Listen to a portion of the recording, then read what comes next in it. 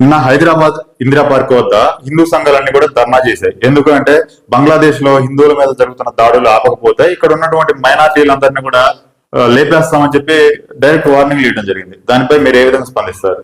ముఖ్యమంత్రి గారికి సిగ్గుండాలి. ఫస్ట్ తెలంగాణ రాష్ట్ర ముఖ్యమంత్రి రేవంత్ రెడ్డి గారు రాష్ట్రంలో ఎక్కడ ఏం జరుగుతుంది, ఎవరు ఏం మాట్లాడుతున్నారో ఆ మాటల ద్వారా ఎలాంటి గొడవలు జరుగుతాయి అన్న విషయం కనీసం ఇంటెలిజెన్స్ ద్వారానైనా కానీ రిపోర్ట్ తెప్పించుకొని చూడాలి. వాస్తవంగా బంగ్లాదేశ్ లో గొడవలు జరుగుతూ ఉన్నాయి. తెలంగాణకి సంబంధించిన ముస్లింలు వెళ్ళి అక్కడ హిందువులను చంపుతూ ఉన్నారా? తెలంగాణకి సంబంధించిన క్రైస్తవులు వెళ్ళి అక్కడ హిందువులను చంపుతూ ఉన్నారా? తెలంగాణకి సంబంధించినటువంటి దళితులు వెళ్ళి అక్కడ హిందువులను చంపుతూ ఉన్నారా? ఆ దేశానికి సంబంధించినటువంటి రాజకీయ వ్యవహారాల్లో జరిగినటువంటి ఆందోళనలో అక్కడ గొడవలు జరుగుతూ ఉన్నాయి. దానికి తెలంగాణ ప్రాంతంలో ఉన్నటువంటి మైనార్టీలకి అసలు సంబంధం ఏంటి? బోడిగుండుకి మోకాలకి ముడేయడం తప్ప అసలు వాడికి మాట్లాడేవాడికి ఆమె మైండ్ ఉంది. ఫస్ట్ వాడు ఏం మాట్లాడుతున్నాడు? వాడు బంగ్లాదేశ్ లో గొడవలు జరుగుతున్నాయి. ఆ గొడవల్ని ఎలాగైనా సరే ఆపాలి అని చెప్పి భారతదేశంలో ఉన్నటువంటి ప్రజలు శాంతి ర్యాలీలు చేయొచ్చు, నిరసనలు తెలియజేయొచ్చు, లేకపోతే ప్రభుత్వాలకు వినతి పత్రాలు ఇవ్వచ్చు, కలెక్టర్ ఆఫీసుల దగ్గర ధర్నా కార్యక్రమాలు నిర్వహించవచ్చు. భారతదేశం ఈ విషయంలో కలిగించుకొని పక్క దేశంలో ఉన్నటువంటి మన హిందువుల మీద జరుగుతున్న దాడులను ఆపండి అని సంఘీభావం తెలియజేయచ్చు. కానీ ఆ రకంగా వాళ్ళు ఏమంటారు, ఒక రకంగా వాళ్ళు రిప్రజెంటేషన్ ఇవ్వాలి. లేకపోతే మిగిలిన వాళ్ళకి కూడా క్రైస్తవులకి, ముస్లింలకి, దళితులకి, అన్ని మతాలకు సంబంధించిన వాళ్ళకి హిందువుల మీద దాడులు జరుగుతున్నాయి, మీరు కూడా మాకు సంఘీభావం తెలియజేయండి అని అడగాలి. కానీ క్రైస్తవుల్ని, ముస్లింస్ ని, దళితుల్ని తెలంగాణ ప్రాంతంలో మొత్తం వేసేస్తామనంటే ఇది పెద్ద గోండనా, రౌడీనా?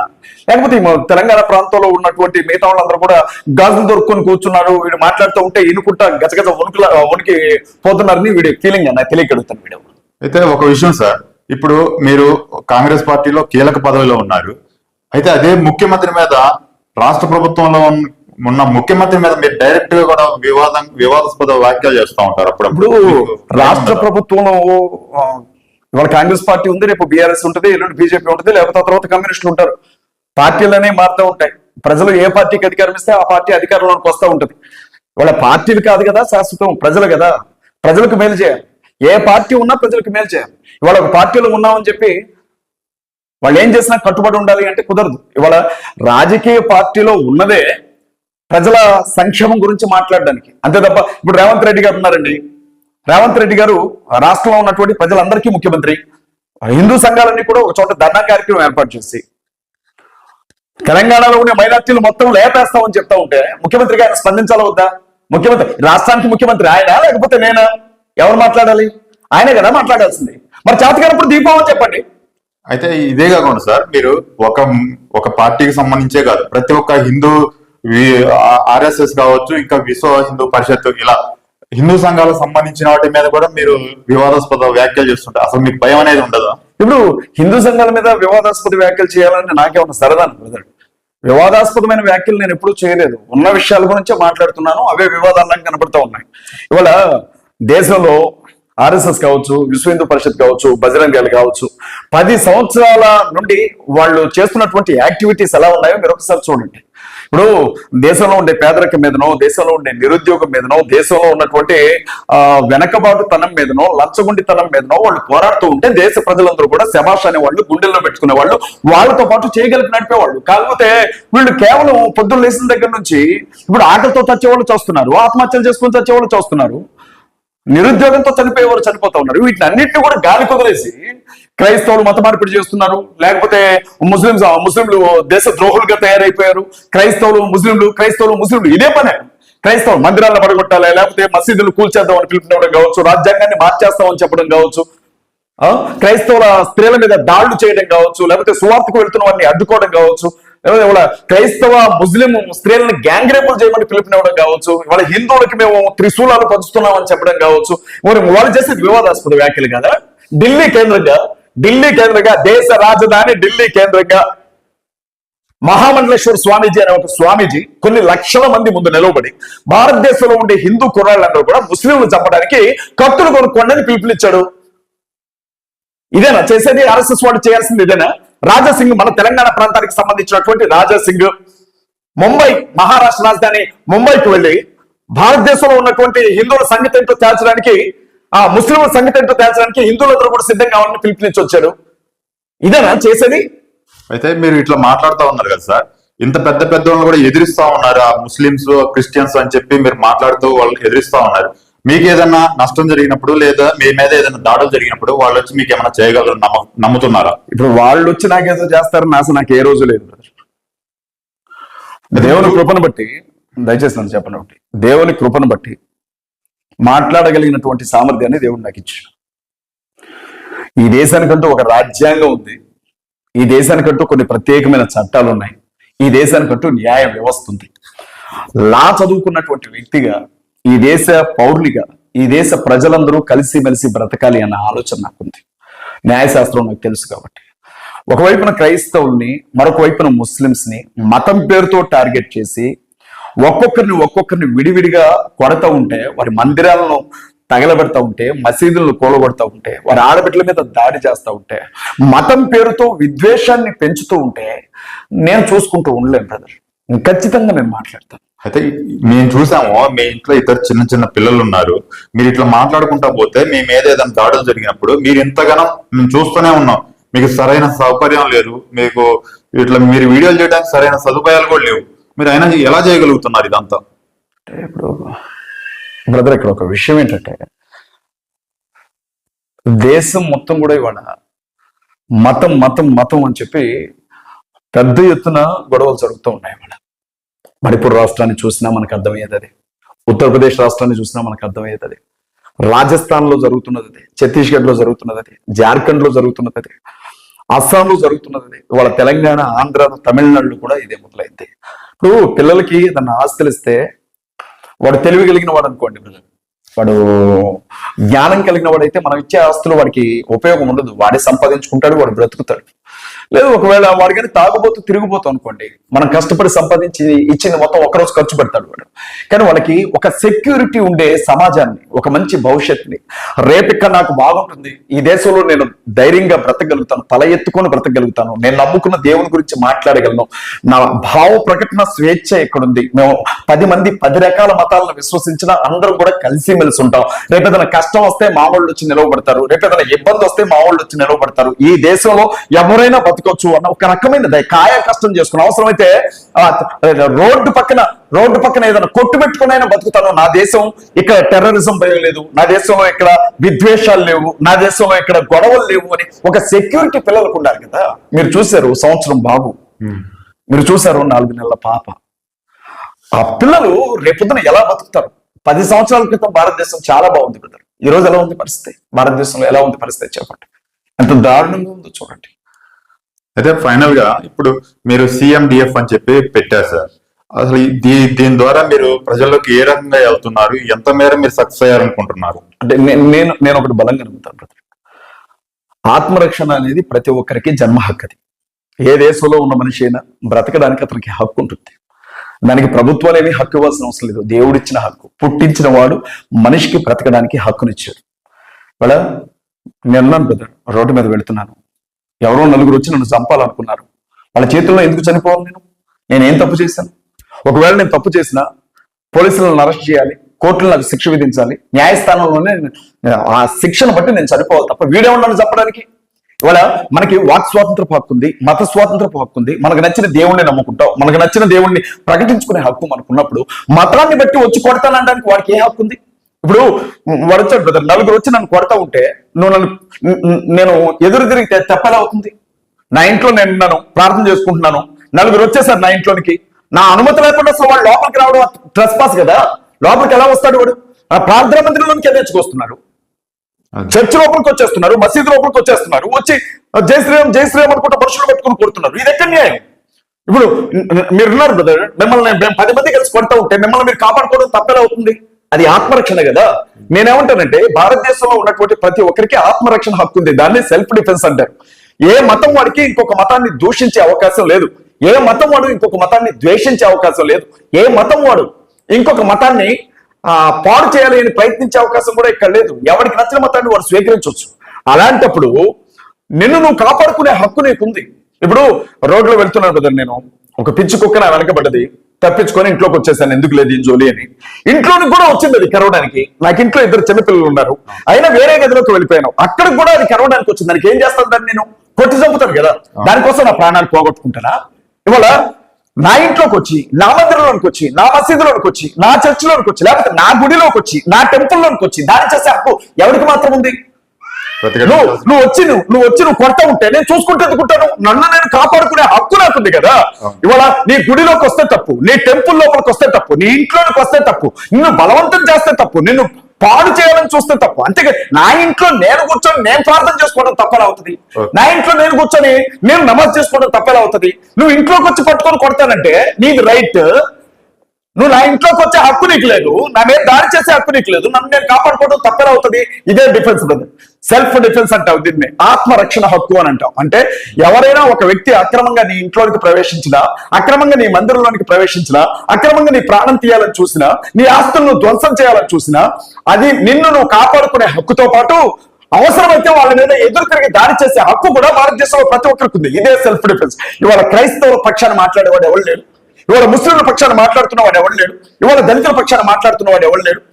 నిన్న కాకుండా నేను ఒక కీలకమైన విషయం చెప్తున్నాను, ఇవాళ మీరు దయచేసి గమనించండి. సుప్రీంకోర్టులో బాబ్రీ మసీద్కి సంబంధించినటువంటి తీర్పు వచ్చింది, అక్కడ రామాలయాన్ని కట్టారు. ఈ రోజు నేను ఒక న్యూస్ చూశాను, సుప్రీంకోర్టుకి సంబంధించినటువంటి ఒక న్యాయమూర్తి అసలు బాబ్రీ మసీద్ కింద రామాలయమే లేదు, ఆ రోజు మేము స్పష్టంగా చెప్పాము ఆ విషయాన్ని, మరి అలాంటిది ఏకంగా అక్కడ రామాలయం ఉందని చెప్పి తీర్పు ఎలా ఇచ్చారో, అక్కడ ఆ రామాలయాన్ని ఎలా కట్టారో, ఇదంతా ఎంత దారుణం అండి అని సుప్రీంకోర్టు న్యాయమూర్తి మాట్లాడుతున్నాడు. ఇవాళ ఎంత దారుణమైనటువంటి విషయం ఇది.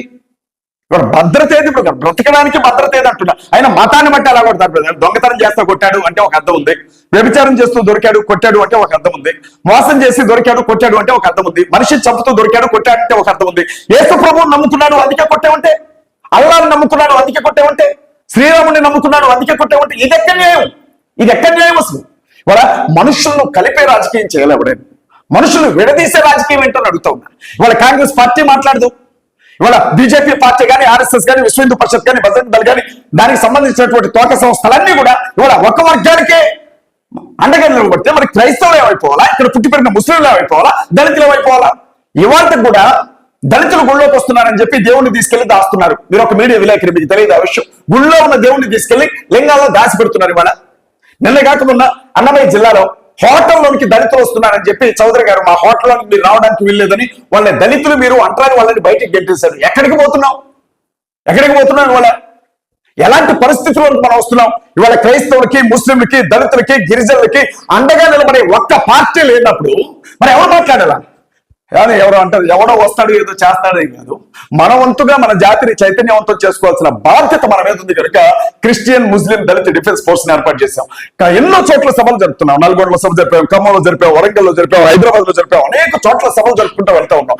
మేము ఒకటే చెప్తా ఉన్నాం, రాజ్యాంగానికి లోబడదాం, ప్రభుత్వానికి లోబడదాం, చట్టానికి లోబడదాం, కానీ మనం బానిసలం కాదు, మనకు బ్రతికే హక్కుంది, ధైర్యంగా మాట్లాడని చెప్తా ఉన్నాం. మీరు ఇంత పెద్ద ఎత్తున రిస్క్ తీసుకొని చెప్పి మాట్లాడుతా ఉన్నారు, అయితే దీని ద్వారా ఎంతమంది మార్పు చెందుతారని మీరు ఆశిస్తున్నారు? ఖచ్చితంగా ఇప్పుడు ఒక సిరా చుక్క 1,00,000 మెదళ్ళ కదలిక అని ఉంటుంది కదా, గన్ను కంటే కూడా పెన్ను బలమైందని అంటారు కదా. నేను ఒక దైవజనుడుగా సంఘాల్లో దేవుని ఉపదేశం, దేవుని వాక్యాన్ని సంఘానికి ఎలా బోధిస్తానో, భారతీయ పౌరునిగా ఈ దేశంలో ఉన్నటువంటి రాజ్యాంగం గురించి కూడా ప్రజలతో నేను అలా చెప్తాను. ఇవాళ మీరు ఇందాక మాట అడిగారు, రేపు నీకు ఏదైనా జరిగితే ఎవరైనా వస్తారని. విషయం ఏంటంటే, రావడం సంగతి పక్కన పెట్టండి, ఇవాళ ఆర్ఎస్ఎస్ వాళ్ళ, విశ్వ హిందూ పరిషత్ వాళ్ళు, బజరంగ్ దళ్ వాళ్ళు, బీజేపీ వాళ్ళ వల్ల నేను పడ్డ ఇబ్బందుల కంటే కూడా తోటి పాస్టర్స్ గా చెప్పబడుతున్న వాళ్ళ వల్ల నేను చాలా ఇబ్బంది పడ్డాను. ఇవాళ నా గొంతును నొక్కాలని చెప్పి, నన్ను మాట్లాడకుండా చేయాలని చెప్పి, నన్ను మనుషులు ఎవరు నమ్మకుండా ఉండాలి అని చెప్పి నన్ను టార్గెట్ చేసి నాకు నరకం చూపించారు పాస్టర్స్ కొంతమంది. అయినా నిలబడ్డాను కదా. ఇప్పుడు నా ముందు ఒక లక్ష్యం ఉంది, ప్రజలందరూ కూడా స్వేచ్ఛగా వాయువును పీల్చుకోగలిగినటువంటి భారతదేశంగా ఇది ఉండాలి. దీనికి వ్యతిరేకంగా ఇవాళ మతోన్మత శక్తులన్నీ కూడా ఒకటై గొర్రెపిల్ల మీద తోడేలు పడ్డట్లుగా ఇవాళ మైనార్టీల మీద పడుతూ ఉన్నారు. ఖచ్చితంగా మన వాళ్ళని లేపాలి. నిద్రపోతున్నారు వీళ్ళందరూ కూడా, నిద్రలో ఉన్నారు వీళ్ళందరూ కూడా. ఇప్పుడు నిద్రపోతున్న వాడు ముందుగా చనిపోయే అవకాశం ఉంటుంది పడవలో ఉన్నప్పుడు, పడవ మునిగిపోయేటప్పుడు. భారతదేశంలో ఉండే క్రైస్తవులు, ముస్లింలు, దళితులు, చివరికి హిందువులు కూడా నిద్రపోతున్నారు. ఇక్కడ ఏం జరుగుతుందో వాళ్ళకి అర్థం కావట్లేదు కనుక జరుగుతున్న విషయం వాళ్ళకి చెప్పాలి. దానికోసమే నేను CMDF స్టార్ట్ చేశాను. అయితే మీరన్నది వాస్తవం, చాలా బెదిరింపులు బ్రదర్. రాధా మనోహర్ దాస్ కావచ్చు, కరుణాకర్ శుక్లా కావచ్చు, లలిత్ కుమార్ కావచ్చు, లేకపోతే ఇంకెవడైనా కావచ్చు, వీళ్ళు చాలా చెప్పాలి అంటే బచ్చాగాళ్ళు, వీళ్ళు చాలా చిన్నవాళ్ళు, వీళ్ళ గురించి కాదు సమస్య. కానీ అనకొండ లాంటి ఆర్ఎస్ఎస్ మేము ఢీకొడతాం. అంటే మీరు చేస్తున్న దానికి మీకు వచ్చే లాభం ఏంటో నాకు తెలియదు, కానీ మీకు నష్టమే ఎక్కువ ఉంది. దాన్ని బట్టి అసలు మీరు ఎందుకు చేస్తున్నారు అనేది అర్థం కాని పరిస్థితి. ఇప్పుడు నేను బ్రదర్, నా పిల్లలు లాంటి పిల్లలు, మీ పిల్లలు, మతానికి సంబంధం లేకుండా ఈ దేశంలో పుట్టి పెరిగే పిల్లలందరూ కూడా ధైర్యంగా ఈ దేశంలో బ్రతకాలి బ్రదర్. ఎవ్వరు కూడా భయపడద్దు. భారతదేశం ప్రజాస్వామ్య దేశంగానే ఉండాలి. అన్ని మతాల ప్రజలు కలిసిమెలిసి బ్రతకాలి. భిన్నత్వంలో ఏకత్వం ఉండాలి. హిందూ, ముస్లిం, క్రిస్టియన్, ఇజాయి భాయి అనుకుంటూ బ్రతకాలి. మతం పేరుతో కత్తులు దూసుకోవడానికి వెళ్ళలేదు. కొంతమంది ఇదే పని వాళ్ళ ఫేమ్ కోసం, నేమ్ కోసం, డబ్బు కోసం చీల్చే పనిలో ఉన్నారు. మనుషులు విడదీసే పనిలో, మనసులను విడదీసే పనిలో ఉన్నారు. మేమేం చేస్తున్నాం అంటే కలిపే పనిలో ఉన్నాం. నేను వాళ్ళు చెప్తా ఉన్నా, బంగ్లాదేశ్ లో హిందువుల మీద పెద్ద ఎత్తున దాడులు జరుగుతూ ఉన్నాయి. ఒక వారం రోజులు నిరాహార దీక్ష కూర్చుందాం రండి, హిందువులకు న్యాయం చేయండి అని చెప్పి నేను కూడా కూర్చుంటాను. CMDF నుంచి హిందూ సహోదరుల మీద దాడులు ఆపండి, హిందువులను ధైర్యంగా ఉండనివ్వండి, హిందువులకు సెక్యూరిటీ కల్పించండి అని చెప్పి నేను కూడా నిరాహార దీక్ష కూర్చుంటాను. ఒక వారం రోజులు హిందూ సహోదరులు రండి, అది కదా చేయాల్సింది. కానీ తెలంగాణలో ఉండే క్రైస్తవులు లేపేస్తా ఉంటే అసలు అదెక్కడ పద్ధతి బ్రదర్? మీరు గమనించండి, వాళ్ళ చావుకు ఎదురెళ్తున్నాను. అదే అలా ఇంట్లో కూర్చొని 4 గదుల మధ్యన కూర్చొని ఈ విషయం గురించి ఎవరితో మాట్లాడాలంటేనే భయపడి చూస్తున్నారు. ఒకవైపు పాస్టర్లు చంపుతున్నారు, చర్చిలు దాలబెడుతున్నారు. బండి సంజయ్ లాంటి వ్యక్తి మసీదులు కూలుద్దాం రమ్మని ఓపెన్ గా పిలిచినటువంటి పరిస్థితులు మనం చూసాం. ఇలాంటి స్థితిలో వ్యవస్థ గురించి మేము కొట్లాడతాం. నేనేమన్నానంటే, నాకు క్రైస్తవులు ఏమి చేయకపోయినా పర్లా, ముస్లింలు ఏం చేయకపోయినా పర్లా, దళితులు ఏం చేయకపోయినా పర్లా, నేను నిలబడతాను వాళ్ళ కోసం. అది నా వ్యక్తిత్వం. అది దేవుడు నాకు ఆ బాధ్యతని, భారాన్ని అప్పగించాడు. నేను యేసుక్రీస్తు ప్రభు సంఘం అంటే నాకు ఎంత ప్రేమనో, హిందువులన్నా, క్రైస్తవులన్నా, ముస్లింలన్నా, దళితులన్నా, గిరిజనులన్నా, నేను ఒక బీసీలన్నా నాకు అంతే ప్రేమ. అందరం కలిసిమెలిసి బ్రతకాలి. కానీ పంట చేలో ఊరపందులు పంటట్లుగా కొంతమంది రాధా మనోహర్ దాస్ లాంటి వాడు కావచ్చు, లేకపోతే నిన్న మాట్లాడిన వాడు కావచ్చు, లలిత్ కుమార్ కావచ్చు, కరుణాకర్ సుబ్బినా కావచ్చు, వీళ్ళు మనుషుల హృదయాలను విడగొడుతున్నారు. ఇది చాలా దారుణం బ్రదర్. విడిపోతే కలవలేము. రేపొద్దున సివిల్ వార్ వస్తుంది, ఒకరికి ఒకరు పొడుచుకొని వచ్చే పరిస్థితి వస్తుంది. ఎంత దారుణంగా ఉంటుందో పరిస్థితి చూడండి. ఇప్పటికే తల మీద టోపీ కనపడితే వాడిని శత్రువుని చూసినట్లు చూస్తున్నారు. ఇప్పుడు గుడుల మీద దాడులు జరుగుతూ ఉన్నాయి. ఇవాళ ఒకవైపు చర్చిల మీద దాడులు, మరొకవైపు మసీదుల మీద. అసలు ఎటుపోతా ఉన్నాం? ప్రపంచ దేశాలన్నీ కూడా టెక్నాలజీలో ఆకాశాన్ని అందుకోవడానికి ప్రయత్నం చేస్తూ ఉంటే మనం ఇంకా సనాతన ధర్మం అనుకుంటూ వెనక్కిపోతా ఉన్నాం. ఒక విషయం చెప్పాలి బ్రదర్, నేను ఇక్కడ సనాతన ధర్మం అంటే ఇప్పుడు క్రైస్తవులకి మోషే ఇచ్చిన ధర్మశాస్త్రం ఉంది, యూదులకైనా ముస్లిం సహోదరులకు కూడా మూసా రాసినటువంటి ధర్మశాస్త్రం ఉంది, మహమ్మద్ ప్రవక్త చెప్పినటువంటి మాటలు ఉన్నాయి. సనాతన ధర్మానికి ఏమున్నాయి? సనాతన ధర్మం అంటే ఏంటి? ఇప్పుడు హిందువులకి మన ధర్మశాస్త్రం ఉంది. సనాతన ధర్మం అంటే ఈ ధర్మానికి ఉన్నటువంటి ధర్మశాస్త్రం ఏది? దానిలో ఉన్న నియమాలు ఏంటి, నిబంధనలు ఏంటి, పద్ధతులు ఏంటి? ఇవేమీ చెప్పకుండా కేవలం సనాతన ధర్మం అని హిందువులు ఒక రకమైన మత్తులో ఉంచి గొడవలు పెడుతున్నారు. సనాతన ధర్మం అంటే వేరే ఏమీ కాదు, అది మన ధర్మశాస్త్రం. ఇవాళ సనాతన ధర్మం గురించి మాట్లాడే ప్రతి ఒక్కరు అర్థం చేసుకోవాల్సింది ఏంటంటే, వర్ణాశ్రమ ధర్మమే సనాతన ధర్మం. ఏ కులపోడు ఆ కల పని చేసుకోవాలా, చాకరాయన బట్టలు ఉత్తుకోవాలా, మంగళాయన జుట్టు కత్తిరించుకోవాలా, మాదిగాయన చెప్పులు కుట్టుకోవాలా, మాలాయన శవాలు తయారు పెట్టుకోవాలా, కాటికాపరిగా ఉండాలా, పోసలోను పై బొట్టు బిళ్ళలు అమ్ముకోవాలా, గౌడ ఆయన వెళ్ళి కళ్ళు చూసుకోవాలా, అంతే. కానీ వీళ్ళు కులం తప్పిగానే ఏదైనా పని చేస్తే, ఈ కులంలో చేయాల్సిన వృత్తి కాకుండా ఇంకొక పని చేస్తే వీళ్ళు నరకానికి పోతారు అని చెప్తా ఉంది ఒకవైపు నుంచి మన ధర్మశాస్త్రం. ఇవన్నీ చెప్పరా? ఇదంతా చెప్పరా? మతం పేరుతో ఎవరిని మోసం చేస్తున్నారు? మతం పేరుతో ఎవరిని నాగం చేస్తున్నారు? అయితే సార్, ఇంత పెద్ద ఎత్తున మీరు మాట్లాడే మాటలకి ఎవరైనా సరే ఈజీగా కనెక్ట్ అవుతా ఉంటారు. మీకు పెద్ద ఎత్తున ఫాలోవర్స్ ఉన్నారు. మీరు చేసే వీడియోలు రెగ్యులర్ గా లక్షల్లో వ్యూస్ వస్తూ ఉంటాయి. అయితే మేము చూసిన సిచ్యువేషన్ చూస్తే ఒక చిన్న ఫోన్ తోటి మీరు వీడియో చేస్తాం. ఎందుకు మీరు దీన్ని డెవలప్ చేసుకొని ఇంకా ముందుకు వెళ్ళలేకపోతున్నారు? కొన్ని రోజుల క్రితం వరకు కూడా ఒకటే ప్రార్థనా మందిరం ఉండేది మాకు ఖమ్మం పట్టణంలో. అది 200 గజాల స్థలంలో కట్టిన రేకుల షెడ్ గాని ఉండేది. కానీ దేవుని కృపను బట్టి ఇప్పుడు కొన్ని లక్షల రూపాయల వ్యయంతో ఈ జయనగర్ కాలనీలో రోడ్ నెంబర్ 17లో ఒక పెద్ద ప్రార్థనా మందిరాన్ని కట్టగలిగాం. సుమారు 233 గజాల స్థలంలో ప్రార్థనా మందిరాన్ని కట్టాం. ఇక్కడికి దగ్గర ఒక 100 మంది సంఘం వస్తా ఉన్నారు ఇక్కడికి. అయితే ప్రార్థనా మందిర నిర్మాణానికి దగ్గర 70-80 లక్షల వరకు ఖర్చు పెట్టినటువంటి పరిస్థితి ఉంది, పైన ఉన్నటువంటి పరిస్థితి. మీరు నమ్మాలి, చర్చ్ కన్స్ట్రక్షన్ బయట జరుగుతున్న విషయం అందరికీ తెలుసు, పైన మీరు కూడా చూశారు. దానికోసం సేవా పరిచర్లో ఉపయోగించుకోవడానికి నాకు ఇచ్చినటువంటి కారును కూడా అమ్మేసి ఇవాళ ఇద్దరు చిన్న బిడ్డలు అండి, ఇద్దరు కూడా చూశాను. సంవత్సరం బాబు, 4 ఏళ్ల పాప. మా పాస్టర్ ఒక బిడ్డను ఎత్తుకుంటే నేను ఒక బిడ్డను ఎత్తుకొని నడుచుకుంటూ వెళ్ళిపోతున్నటువంటి పరిస్థితి. వాళ్ళ మాకు సరైనటువంటి వాహనం లేదు. రెండవది, మీరు చాలా మంది నన్ను అడుగుతూ ఉన్నారు, ప్రొజెక్టర్ ఒకటి తీసుకుంటే బాగుండేది. మీరు అదే మీరు ఇంత పెద్ద ఎత్తున వీడియోలు వైరల్ అవుతా ఉన్నాయి, మీరు కేవలం ఫోన్ తోనే నడిపిస్తున్నారు, నమ్మలేకపోతున్నాను.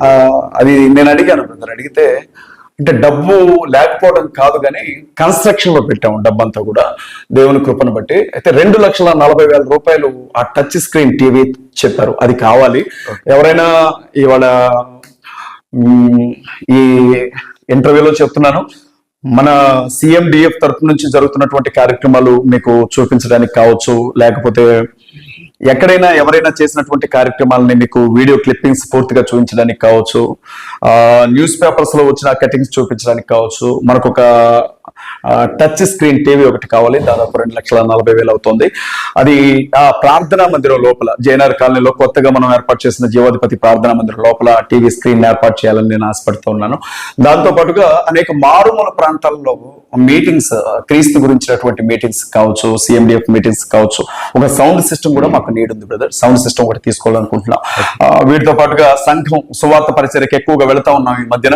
రోజుకు 2-3 చోట్ల మీటింగ్లు జరుగుతూ ఉన్నాయి. ఏదైనా ఒక వాహనం, వెహికల్ ఒకటి 10 మంది 20 మంది పట్టేలా ఒక ఆటో కావచ్చు, ఏదైనా వెహికల్ కావచ్చు తీసుకోవాలని మేము అనుకుంటా ఉన్నాం. దేవుని సన్నిధిలో ప్రార్థన చేయండి. అలాగే ప్రేరేపించబడిన వారు ఎవరైనా ఉంటే ఈ పరిచర్యలో తప్పనిసరిగా మాకు సహకారాన్ని అందించండి. నాకు ఎప్పటి నుంచో ఒక ఆశ ఉంది బ్రదర్, CMDF ని ఒక న్యూస్ ఛానల్ గా మార్చాలి. ఎందుకంటే TV9 కావచ్చు, NTV కావచ్చు, సాక్షి కావచ్చు, లేకపోతే ABN ఆంధ్రజ్యోతి కావచ్చు, రకరకాల టీవీ ఛానల్స్ అన్ని కూడా హిందువుల మీద జరిగినటువంటి దాడులు చూపెడుతున్నాయి, హిందుత్వం మీద జరుగుతున్నటువంటి దాడుల గురించి డిబేట్స్ పెడుతున్నాయి, చర్చా వేదికలు పెడుతున్నారు తప్ప క్రైస్తవుల మీద జరుగుతున్నటువంటి దాడుల గురించి మాట్లాడే ఛానల్ ఒకటి కూడా లేకపోయింది.